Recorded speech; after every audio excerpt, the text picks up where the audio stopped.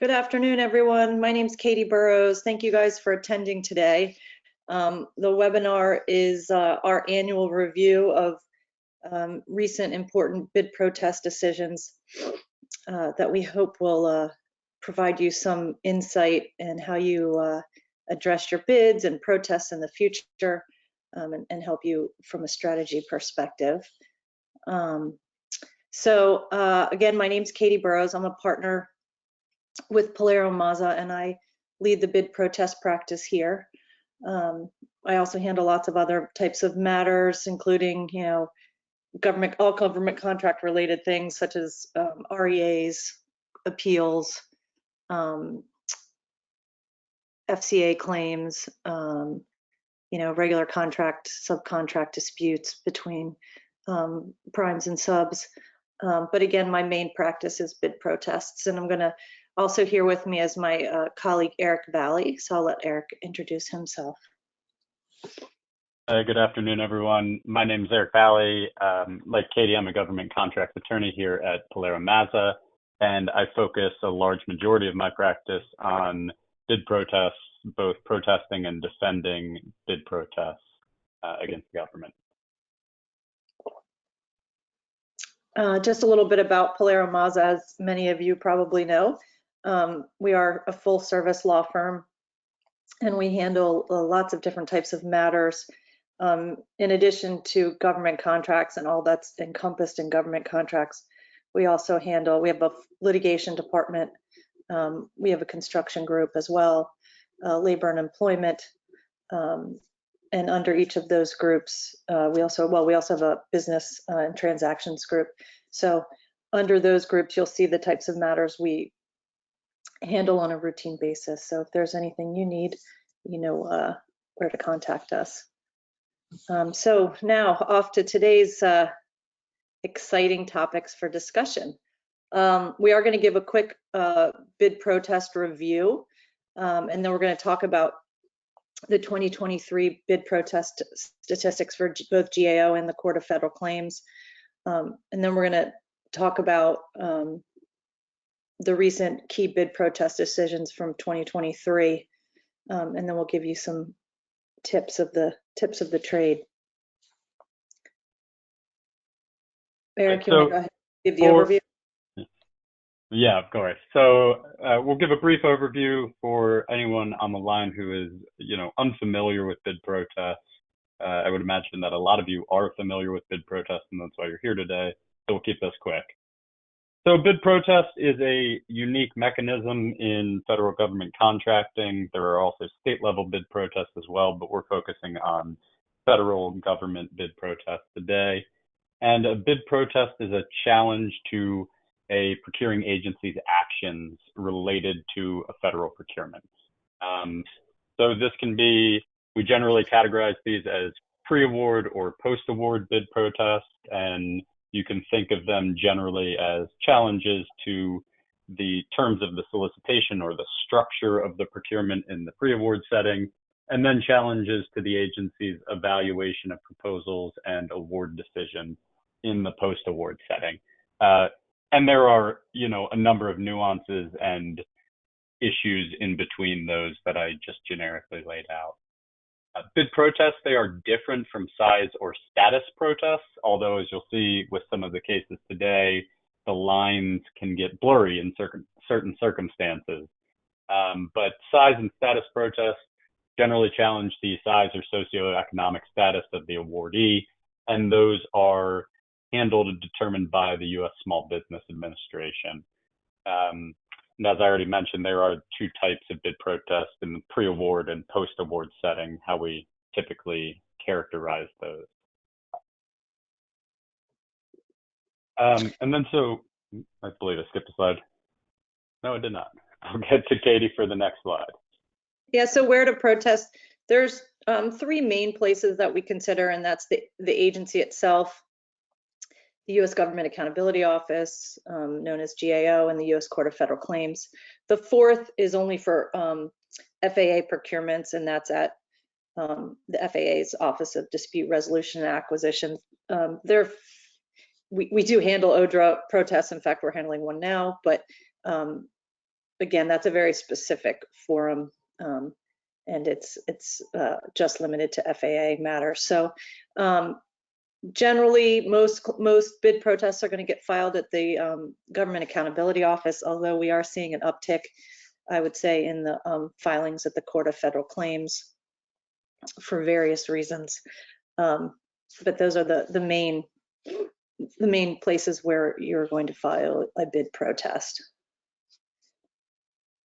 And then going on to bid protest statistics for 2023, at GAO, there was a large increase in protests this year, but they were really due to the CIO SP4 protests, which I'm sure many of you are familiar with. And that increase was 22%. There were a very large number of CIO SP4 protests. The most recent round of CIO SP4 protests was, I believe, about 67 protests. So, and as you may know, those protests were sustained in part. So that really kind of skews things as far as the GAO statistics for last year. There are two paths to victory. If you're a protester, and that's if the agency takes corrective action, and that's, you know, for 2023, that was about 57% of the time, which was a little bit up from last year and the overall 5-year average. As far as sustained protests, there's a 31% sustain rate at GAO. Again, that was really in large part due to the number of CIO SP4 protests. Typically, the sustain rate at GAO is about 15%.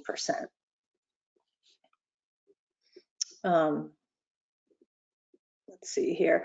The main arguments at GAO that we've seen sustained, you know, obviously there's numerous bases that you can challenge an agency's award decision or solicitation on a pre-award basis. But the main arguments that get sustained we see are unreasonable technical evaluation, the flawed source selection, so the, you know, best value decision, for instance, and unreasonable cost or price evaluations. So something to keep in mind when you're considering the bases for protests. There are, you know, there's a large body of case law on each of those arguments. So moving to the Court of Federal Claims, the Court of Federal Claims does not issue statistics like GAO does, but there were 169 protests filed in 2020. There's since been an increase in filings at the Court of Federal Claims. There's also been a large number of new judges that have been appointed. You know, more than half of the judges at COFC are new in the last 5 years. And there is a lot of new case law coming out of the Court of Federal Claims as a result of the increase in filings at COFC. And many of those decisions are at odds with the GAO case law. So that's something to really consider when you're determining where to file your protest, whether that's at, you know, the agency or GAO, or whether or not you want to go to the Court of Federal Claims. And it's really going to depend, obviously, on your basis for protests and which, you know, whether GAO or the court has, you know, case law in your favor for the protest grounds that you're going to bring. So now I'm going to turn this back over to Eric. Eric, I don't know, Eric was a clerk at the Court of Federal Claims, so he may want to add a little bit there on the COFC bid protest statistics. And the yeah, I'll only call our own selves out here. So that's actually should be an FY23 figure, and you know what we can see. Well, the court does not put out detailed statistics like the GAO does that reflect the number of protests that were sustained, denied, etc. We can see the number of protests that were filed there. So it's no longer really anecdotal that the number of protests are increasing at the Court of Federal Claims. FY23 saw 169 protests filed at the court. That was a jump from the previous year, FY22, where there were a little over 120 protests filed at the court. And those numbers have been rising in recent years, kind of along that trending line. So we are seeing a lot of those protests filed there. And as well, I'd just, point out that, the number of new judges on the court there is a little bit misleading. There are 14 of 15 actually active judges on the court. The remaining 8 judges are in senior status. So a large percentage of the new judges or the active judges are new judges who have been appointed in the past 5 years, with the remaining judges being in senior status, those who have already been on the court for 15 years. And we'll get more into some of the court's decisions later in this presentation, that show the discrepancies between the court and GAO in the line of cases and body of case law that both bodies are putting out. So we wanted to start this presentation with the sort of large procurements that took center stage in the protest sphere in 2023 last year. And, one of the most significant procurements that was challenged was the GSA's Polaris program. So in the bid protest of SH Synergy, there were a number of mentor-protege joint ventures that challenged the solicitation for GSA's Polaris government-wide acquisition contract. Through that solicitation, the GSA sought to acquire IT services from various different pools of small business IT providers. And they estimated that the potential value of the procurement would be between $60 and $100 billion. So a really sizable contract opportunity with many offers that wanted to be awarded those contracts. Now, the protest, though, challenged the terms of the solicitations and specifically the terms related to 3 separate pools: the small business, the woman-owned small business, and the service-disabled veteran-owned small business pools. And the protesters argued that GSA's solicitations were drafted in a way that violated various procurement laws. So these are types of pre-award challenges that protesters typically can bring and do bring oftentimes here. The first argument was that GSA solicitations improperly barred mentor-protege joint ventures from submitting proposals in violation of a Small Business Administration regulation, that's 13 CFR 125.9B3. And that regulation provides that a mentor that has more than one protege cannot submit competing offers in response to a solicitation for a specific procurement through separate joint ventures with different proteges. The regulation itself is pretty plain in the language, and GSA interpreted that regulation to mean that if 2 mentor-protege joint ventures shared the same mentor, they could not submit 2 offers under the same solicitation in response to their GSA Polaris procurement. The court came out with a pretty sensible ruling and agreed with the agency on that point, providing precedent to support the plain reading of that regulation. So now going forward, if a mentor shares, is in a mentor-protege joint venture with 2 separate joint ventures, they can sort of rely on this case to show that they cannot submit offers under the same solicitation with those 2 separate mentor-protege joint ventures.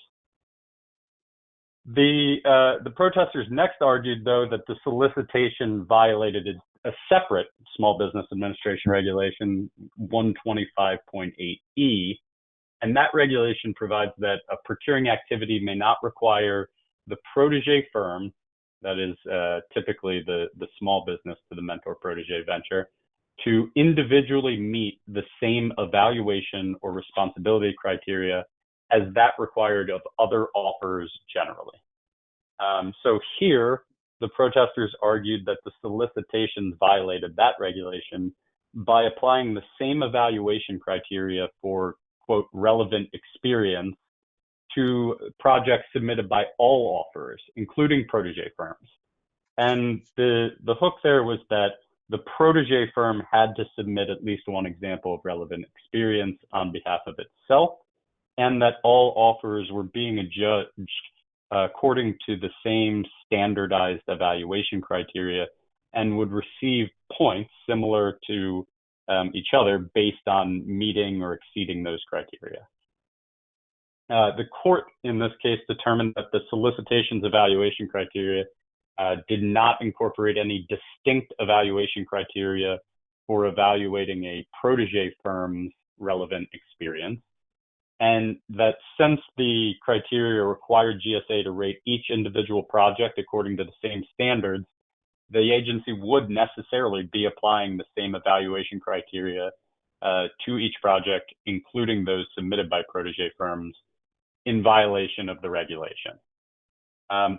So the court held that for the Polaris procurement to proceed, GSA would need to adjust the evaluation criteria in its solicitation as it applies to evaluating a protege's relevant experience, and enjoin the procurement from going forward under the terms of the solicitation as written.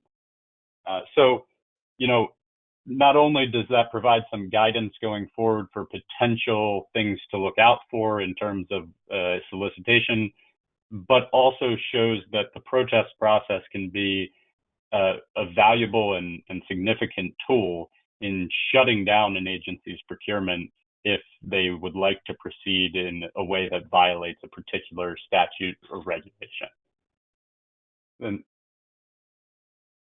there was a third protest argument as well in the case that the decision to not evaluate price at the IDIQ award level, that is in the competition under the procurement, under the solicitation at issue, violated a separate statute, 41 U.S.C. 3306. And that statute requires agencies to consider price as an evaluation factor when awarding federal contracts, except for in these very narrow circumstances. One of those circumstances, as relevant here, being when the services will be acquired on an hourly rate basis, and the IDIQ will feature individually competed task orders or delivery orders based on hourly rates. So the court did kind of what the protesters did here and looked at the terms of the solicitation and found that time and materials and labor hours type task orders were not primary, were not favored in this solicitation, wouldn't be really featured going forward, and rather the GSA indicated that they would favor firm fixed price task orders going forward. So the court held that the terms of the solicitation to not evaluate price at the umbrella contract level, the IDIQ contract level, violated that statute, and held once again that if GSA wants to take advantage of the statute and the exception to not evaluate price at that level, that it would need to revise its solicitations to clearly feature time and materials and labor hour task orders, or that GSA could simply forego the exception and decide to evaluate price at the IDIQ level. So again, the court, enjoined the agency from moving forward with this $60 to $100 billion procurement, and essentially made the agency go back to rewrite the rules of that procurement going forward. With that, I'll turn it back over to Katie to discuss the Systems Plus case. Yeah, so again, the CIO SP4 procurement, as I'm sure many of you are aware, was a massive, massive undertaking. There were over, I believe, 1,100 offers that submitted, and they submitted, well, I should say many of those submitted under more than one socioeconomic category. CIO SP4 is for IT solutions. The GAO, in this case, sustained in part and dismissed in part the protests.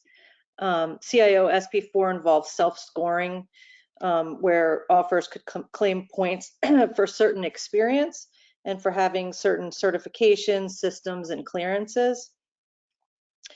And the solicitation required the agency to validate those self-scores. Ultimately, the agency, I'm sorry, GAO, found that the agency didn't violate offer self-scores or didn't document the agency's validation of those self-scores. And they also used these unvalidated self-scoring points to establish cut lines. But there are also numerous aspects or numerous challenges that GAO denied. The one that I think is the most important part of this decision is GAO's denial based on lack of interested party status. Because I think that had these offers protested these issues prior to submission, the outcome with regard to this aspect of the decision would have been different. The protesters had argued that NIH, that had NIH followed the terms of the solicitation and made the best value trade-off award decision using the phase 3 criteria, and this was a 3-phase procurement. And these, I should say, these protests occurred after phase 1 and part of the phase 1 exclusions. But had the agency used those that phase 3 criteria, it would have allowed more proposals to advance past phase 1, which would have given the agency a broader range of choices for the best value trade-off decision that would happen in phase 3. However, the RFP didn't specifically specify where the phase 1 cut lines would occur or the size of the pool of the phase 1 offers. So even if the protesters were correct that the RFP did require the agency to conduct a best value trade-off, the RFP didn't require the agency to establish, a pool of offers of any particular size.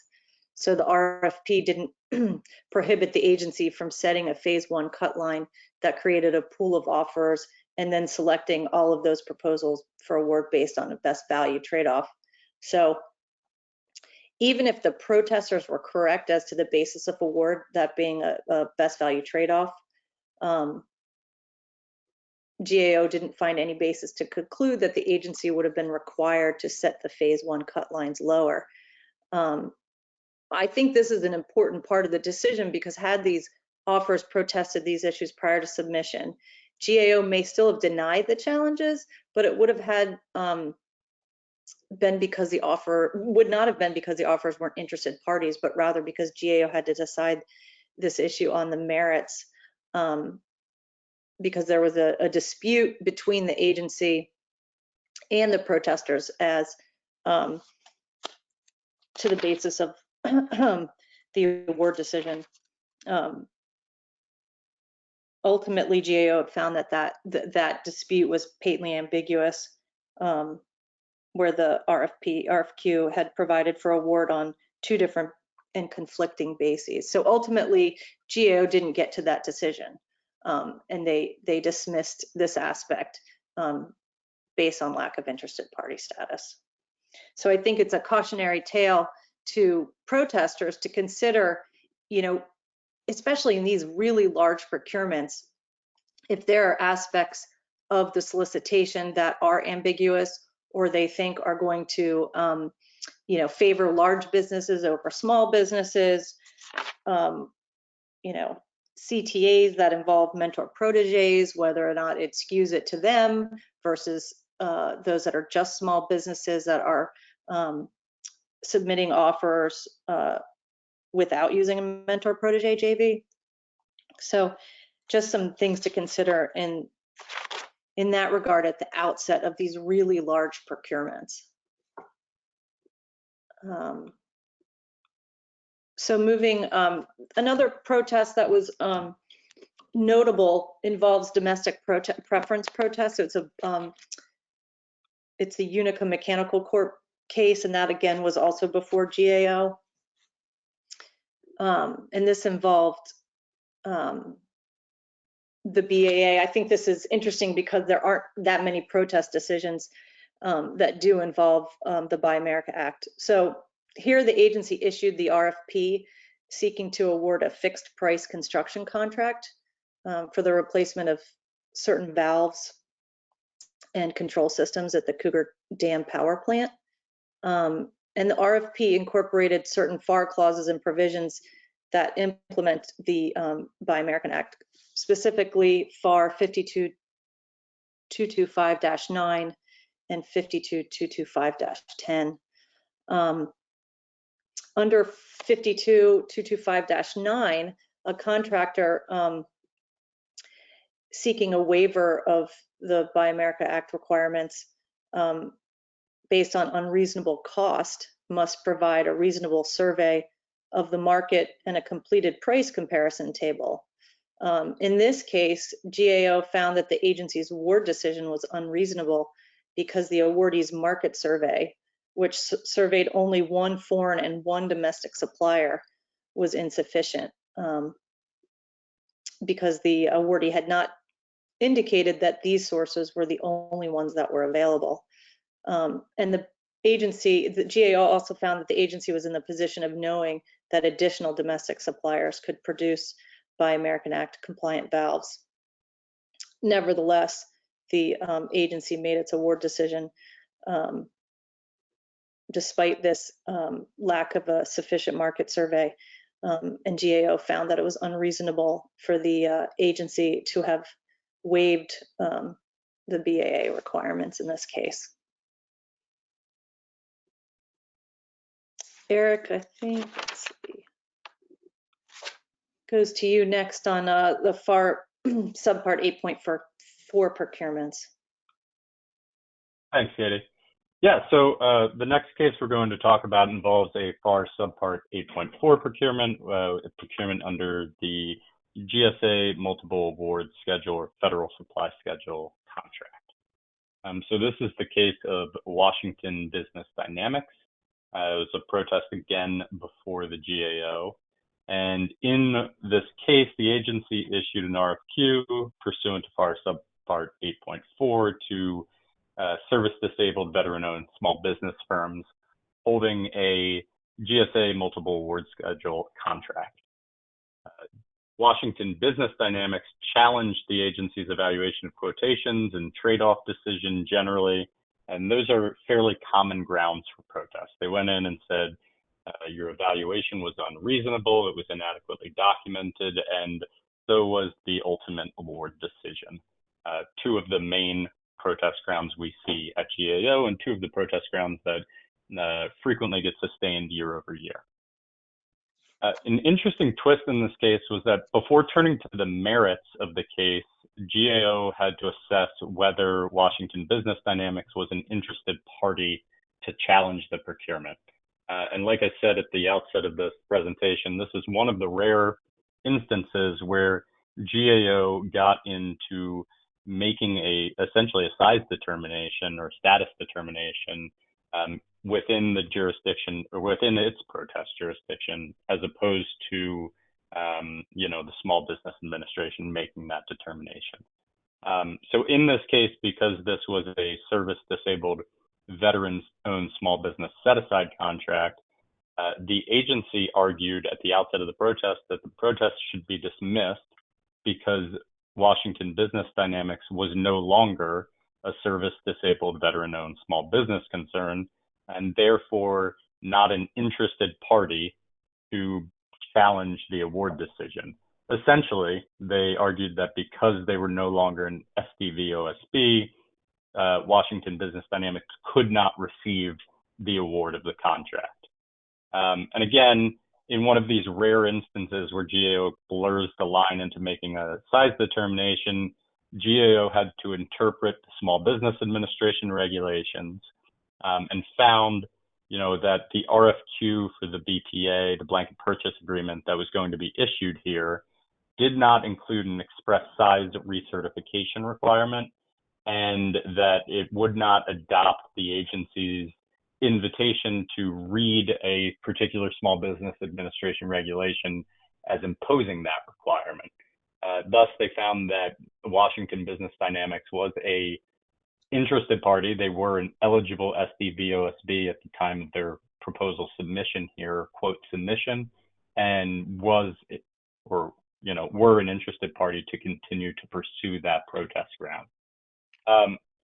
So I think that serves as an important note in two respects. One, we've seen anecdotally agencies when practicing before GAO and the Department of Justice when practicing at the Court of Federal Claims attempt to raise interested party status more frequently in recent years in an attempt to dismiss the protest from the outset without getting into the merits. And the sort of corollary to that is that when assessing your chances for success at the outset of a protest process, this should be one of the main considerations for any party thinking about protesting is, are you an interested party to protest? Are you an eligible offeror? Were you an actual offer at the time of submission? And, in certain circumstances, like a lowest price technically acceptable procurement, are you second in line for award if you knock out the awardee, or do you have arguments to potentially knock out intervening offerers that might be lower priced than you? If you can't answer those questions affirmatively that you are an interested party, you should not protest, because at that point there would be a large argument at the outset, like there was in Washington Business Dynamics over those issues, and you could potentially, forfeit your right to, or not have your protest dismissed by GAO or the Court of Federal Claims. In this case, however, Washington Business Dynamics overcame that motion to dismiss and proceeded with the merits of the protest. And on the merits, GAO reaffirmed kind of an important point that, is relevant to protesters out there, that while an agency is not required to document every aspect of a proposal point for point in a FAR subpart 8.4 procurement, there are still standards in place, and the agencies must include documentation that demonstrates they undertook a reasonable evaluation of the quotes in a manner that's consistent with the solicitation. And in this procurement, that involved a qualitative comparison of the quotations in order to make the award determination. And when GAO reviewed the record here, they found that qualitative examination was really lacking, and therefore sustained the protest because they could not, on the record provided, find a reasonable basis or reasonable support for the agency's award determination. GAO also found that, agencies may not base their selection decisions solely on adjectival ratings, which is another common point that we see in protests, but a good reminder of this point, that agencies have to consider really the underlying bases for those ratings, including the advantages and disadvantages associated with the offeror's quotations when making their award decision. And so, at the outset of your protest process, oftentimes in a FAR subpart 8.4 procurement especially, you'll receive a brief explanation of award, or you may, in a different setting, receive a debriefing. And so even if you have technically equivalent ratings in terms of adjectival ratings, there may still be a basis to protest and to challenge those decisions if you feel that, despite your equal rating, your quote, your offer presented more specific advantages to the agency and should have been viewed as more advantageous than another offeror's quote or proposal. And so with that, we'll turn it back over to Katie here for discussion of the Guidehouse decision. Yeah, the Guidehouse decision by GAO, in that decision, well, the protester alleged that the government official, in this case, the Technical Evaluation Board chair, had an apparent conflict of interest. GAO sustained the protest because the record did not show that the agency had adequately investigated or mitigated that OCI. This case is notable, though, because the agency withheld communications between the Technical Evaluation Board chair and the agency counsel, claiming attorney-client privilege, which we don't see too often as an issue in bid protests. GAO acknowledged that it's the agency's prerogative to claim attorney-client privilege, but as it is often held in the past, that an agency's efforts to limit document production can limit GAO's ability to fairly resolve bid protests. As a result, it precludes GAO's ability to determine that the agency's actions were reasonable.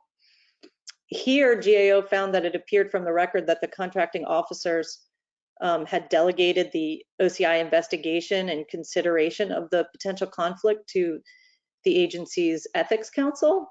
But in the protest, the contracting officers were seeking to justify their actions based on the conclusions made by the agency's ethics council. So given that the agency withheld the factual information and findings that underlied or apparently underlied the agency's consideration of the OCI issue, GAO found that that frustrated its ability to consider the reasonableness of the agency's actions.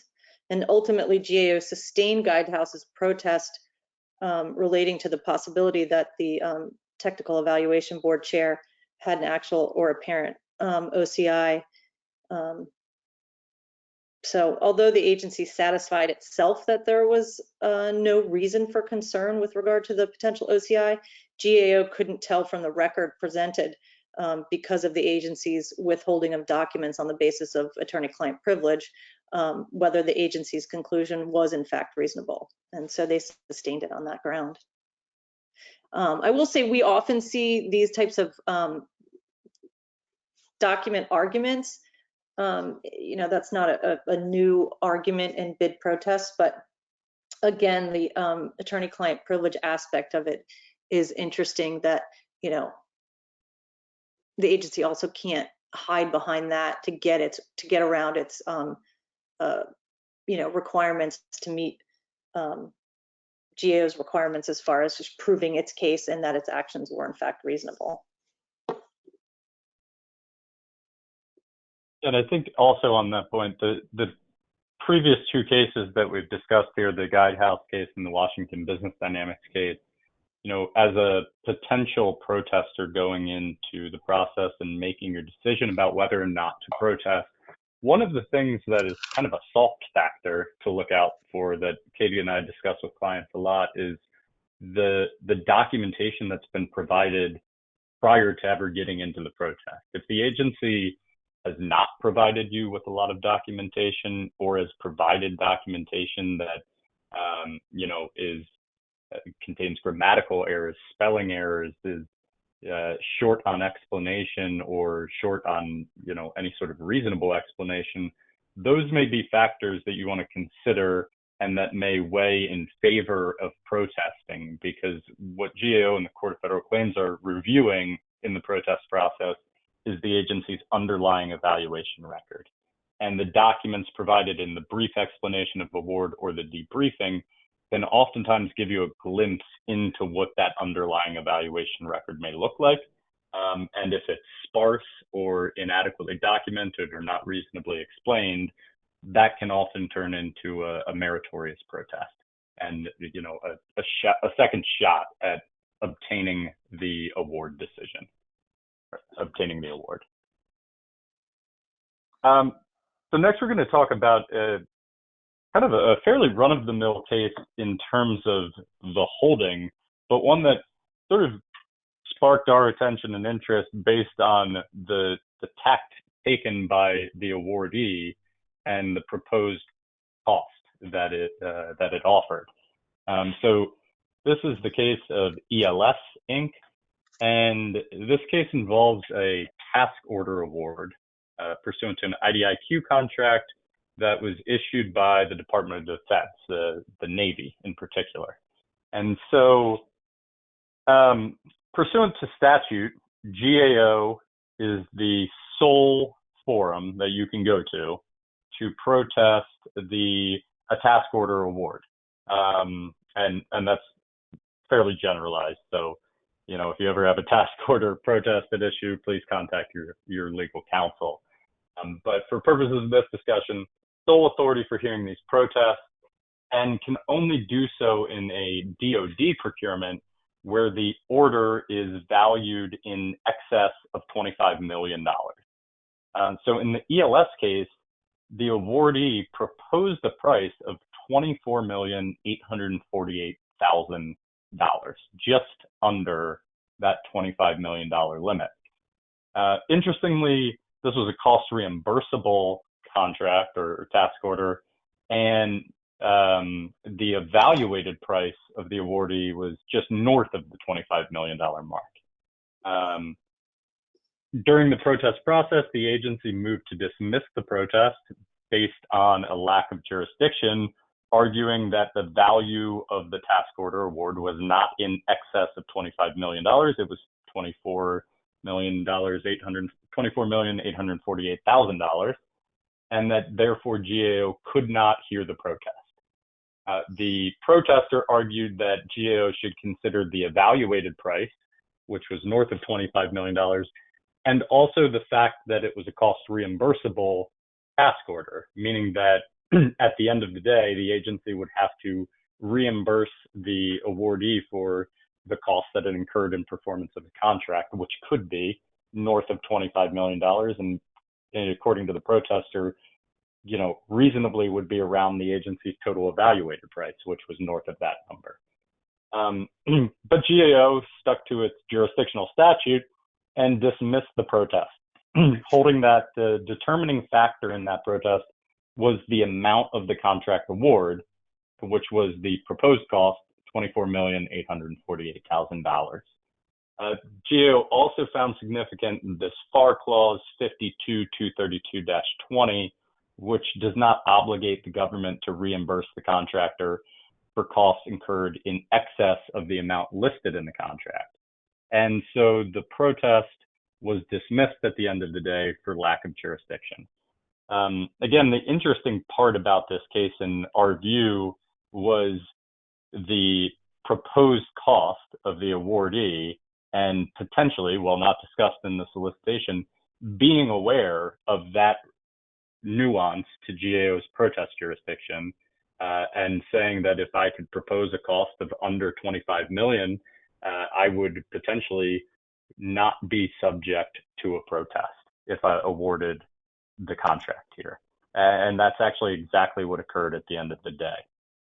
So just an interesting nuance and wrinkle to the protest process to keep in mind, that you cannot protest a task order or delivery order valued less than $25 million in the DoD and less than $10 million for civilian agencies, other agencies outside of the Department of Defense. Yeah, and it's important to note that it's the overarching contract, meaning it's not the agency that is issuing the task order itself, but the agency that issued the IDIQ contract. That is what's determinative of whether it's a civilian agency or a DoD agency. Just want to make that clear. Right. So the next case we're going to talk about is Capono Government Services. And this case this protest was a protest of corrective action. There were 3 initial protests at GAO, where the protesters argued that the agency's cost and non-cost factors or evaluations were unreasonable. In response to the protest, the agency informed GAO that it was going to take corrective action. And then this is the corrective action decision. So specifically in response to the 3 protests, the agency advised GAO that it was intending to take corrective action by soliciting, obtaining, and evaluating revised cost proposals, and that it would review other areas of its evaluation and address other issues as appropriate, and then make a new source selection decision. Capono objected to the dismissal of its protest, arguing that the scope of the agency's proposed corrective action was too narrow, and that the agency should also solicit and evaluate revised technical proposals in addition to cost proposals.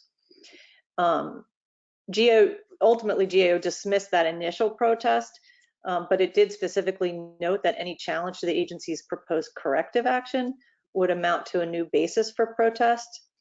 As a result, Capono and Acoma then protested the agency's proposed corrective action.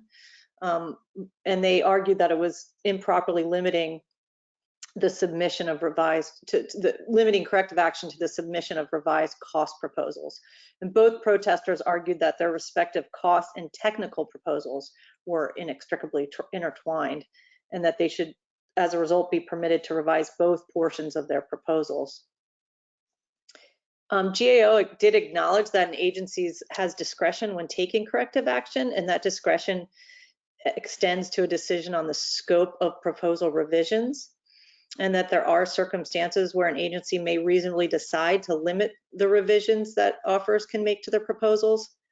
But the agency can't prohibit offers from revising related area of their proposals that are materially impacted by the agency's corrective action. Here, GAO found that both protesters had persuasively argued that changes to their respective cost proposals would necessarily impact their respective technical approaches. So, for example, Capono pointed out that under the solicitation staffing plan proposal instructions, offers were instructed to detail their ability to recruit, obtain, and retain personnel, and to address their plans for the use and retention of incumbent staff, and also address risks inherent in their proposed staffing approaches. So any changes to its cost proposal would necessarily impact its proposed approach to recruiting and obtaining and retaining personnel. Similarly, ACMA pointed out that its technical proposal included details relating to its health insurance benefits provided to its employees. So any changes to its cost proposal would impact its approach to providing these benefits to its employees. Thus, its technical approach technical approach as well. So while the agency essentially offered no explanation for why permitting offers to revise their technical proposals would be inappropriate or otherwise affect the competition, as a result, GAO concluded that the agency erred in limiting its corrective action to permitting offers to revise their cost proposals only, and sustained the protests. So again, there are situations in which the agency is permitted to limit the scope of its corrective action, but there is certainly a basis to protest that decision. But you need to do that obviously prior to submission of proposals. So something to keep in mind from a strategic perspective as well.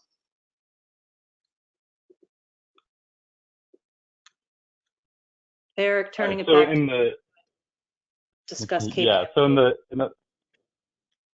the last decision we're going to discuss today, KPMG v. the United States, it actually offered one of the most interesting decisions of the year, one I think that a lot of attorneys in the protest bar were tracking and thinking, when is this going to happen?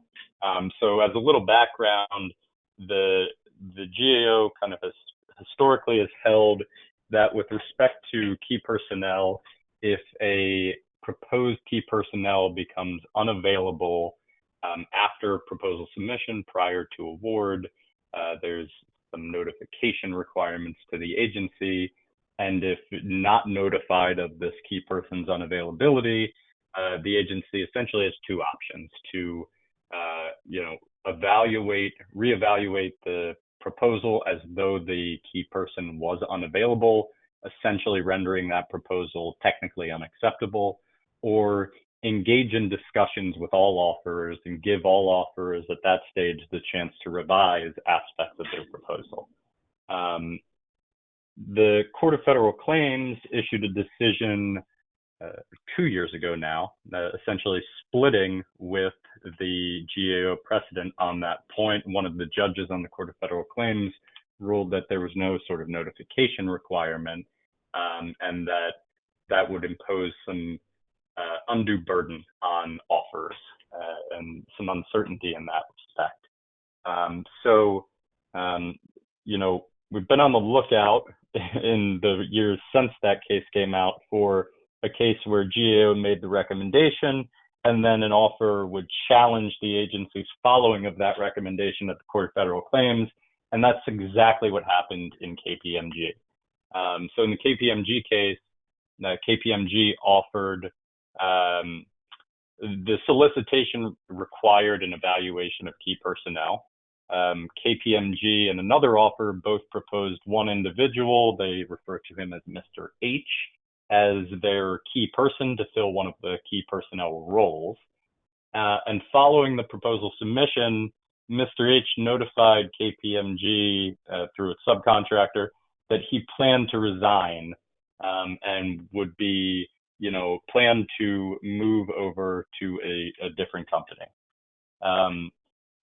KPMG at that point attempted to persuade Mr. H through the subcontractor that he was employed by to stay with the company, and Mr. H did not actually leave KPMG, which was or the subcontractor, which was a significant fact here.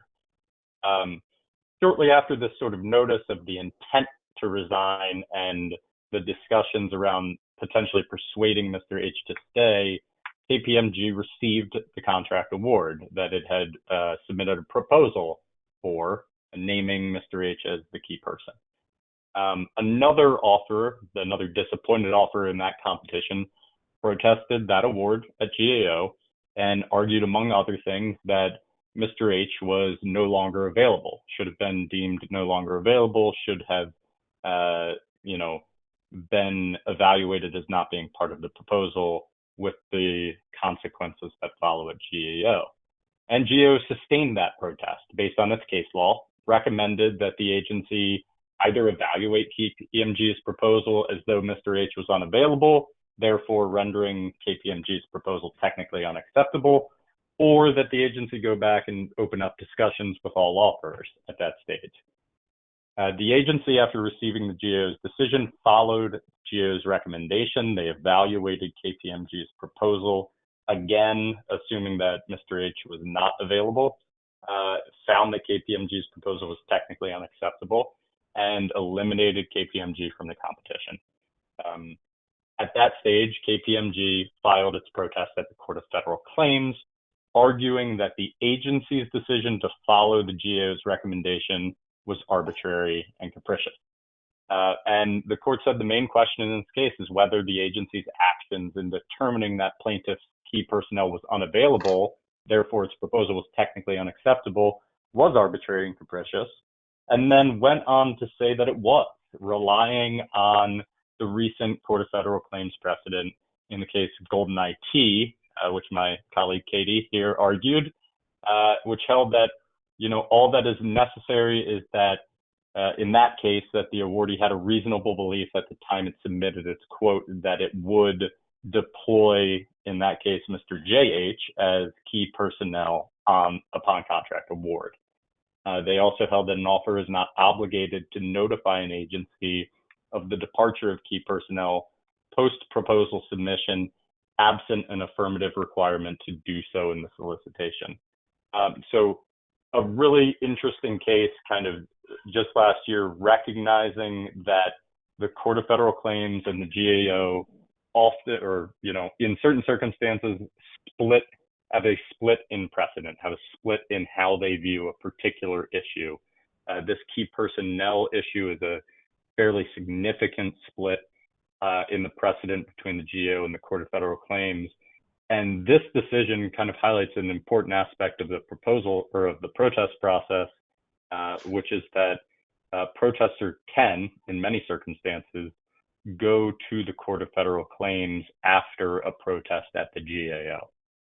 So this presented that opportunity, and the excluded offer, KPMG, took that opportunity and capitalized on the differences between the court's case law and GAO case law on this key personnel issue to get really back into the competition here.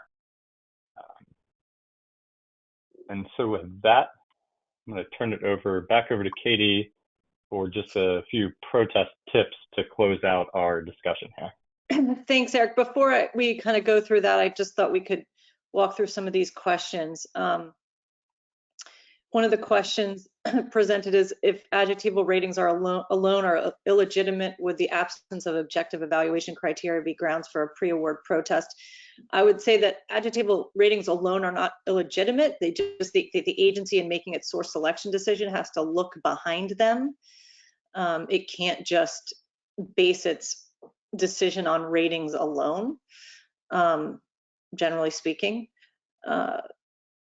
So I just want to make that clarification. The absence of objective evaluation criteria, the agency doesn't have to submit to include its evaluation criteria in a solicitation.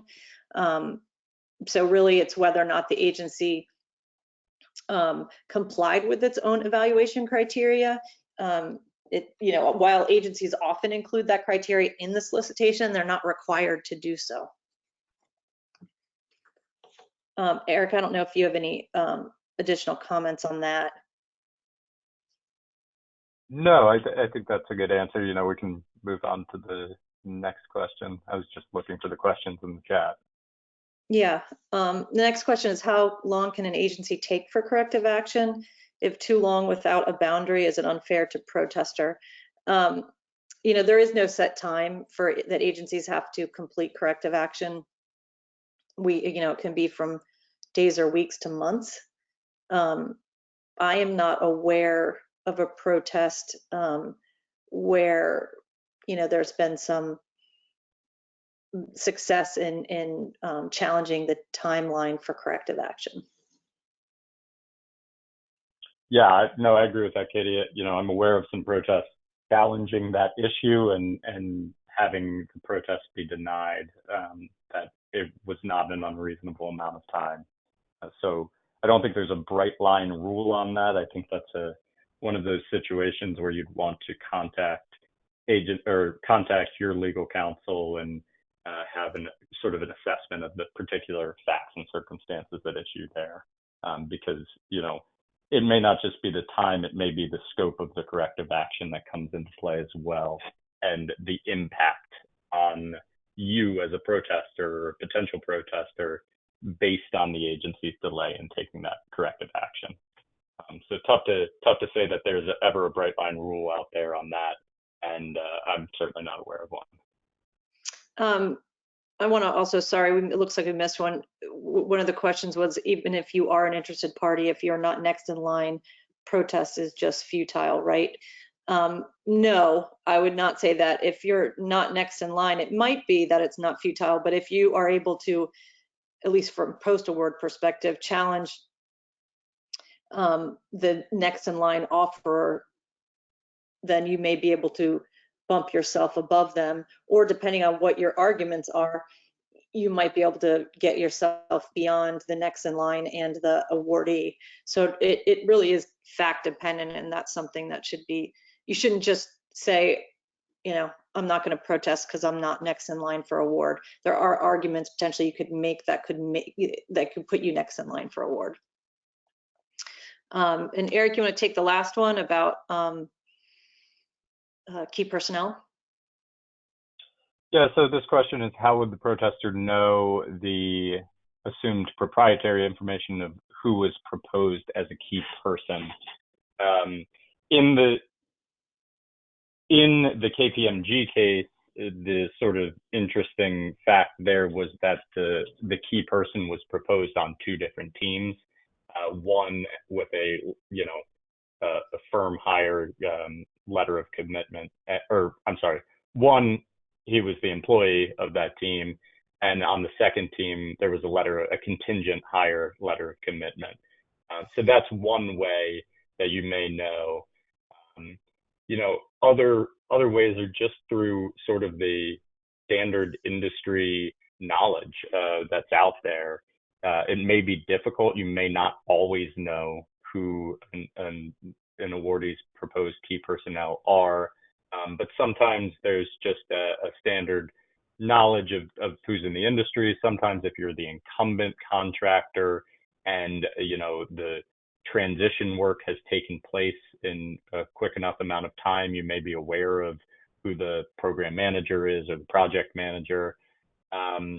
And other times it may just come out through the protest process, and that may be something that your council needs to keep an eye out for in the protest process. So when we are in a protest situation, when we gain access to the record, although that's under the protective order, those are issues that we're looking out for. Was there a key personnel requirement? Who are the key personnel proposed in this awardee's proposal? And then really, what kind of information can we find to see if that person is actually going to perform the work? And a lot of times that involves, internet sources, scans for LinkedIn pages and the like. And in the pre-award setting, scans of the awardee's job postings as well. If you look at the awardee's website and, post award, there's a job posting for a program manager who is supposed to be a key personnel in this contract. And that job posting looks, to include similar requirements to those in the solicitation or identical requirements to those in the solicitation. That may be a basis to make the allegation in the first instance. And then your counsel can have access to more information under the protective order as they get into the protest process.